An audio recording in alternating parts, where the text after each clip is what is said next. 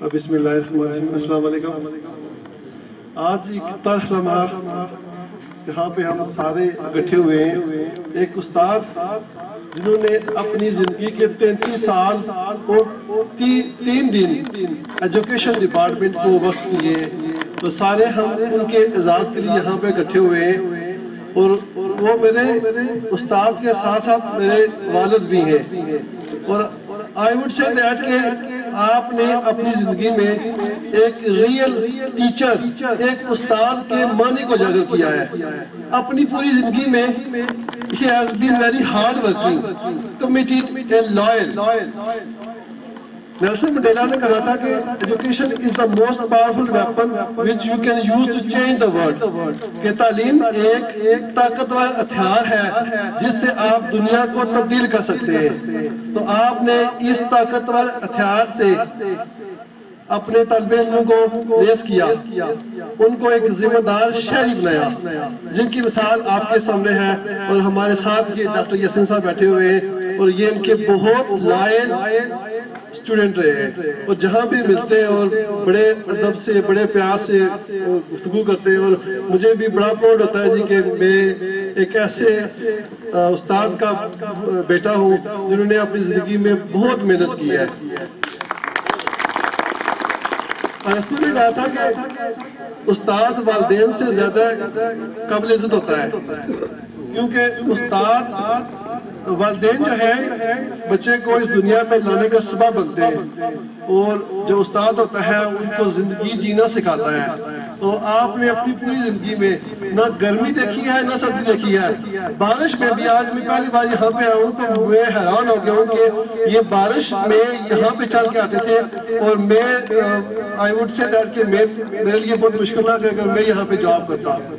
تو انہوں نے بہت ایمانداری سے ٹائم پہ آتے تھے، ایون کہ 0 پیریڈ بھی پڑھانے کے لیے آتے تھے، اور انہوں نے بچے جب رو رہے تھے تو مجھے احساس ہوا کہ اس وجہ سے رو رہے تھے کہ آپ نے بہت خلوص سے، اخلاق سے، ایمانداری سے پڑھایا ہے، جس کی وجہ سے سب لوگوں نے، سب بچوں نے پے بیک کیا ہے۔ ایک واقعہ سنا کے میں اجازت چاہوں گا، علامہ اقبال کا واقعہ کہ ایک بار ہی بیٹھے ہوئے تھے تو دیکھا کہ ان کے استاد مولوی میر حسن جو گزر رہے تھے، تو علامہ اقبال جلدی میں ان کے ساتھ ہو گئے اور ایک جوتا پہننا بھول گئے۔ بعد میں کسی نے پوچھا کہ آپ اتنی جلدی میں گئے، تو انہوں نے بتایا کہ یہ میرے استاد مولوی میر حسن ہے، اور ان کی دل سے عزت کرتے تھے۔ دل سے عزت کیوں کرتے تھے کہ انہوں نے ایک دل سے پڑھایا تھا۔ استاد کا کام رٹا لگانا نہیں ہے بلکہ ان کی زندگی کو تبدیل کرنا ہے۔ اگر کوئی استاد آپ کی زندگی میں آتا ہے، اگر آپ کی زندگی تبدیل نہیں ہوتی ہے تو پھر وہ استاد نہیں ہے۔ نیلسن منڈیلا کی ایک لائن مجھے اور یاد آ رہی ہے کہ اس نے کہا تھا کہ اگر ایک استاد 3 نسلوں کو پڑھائے تو اس کو گولی مار دو،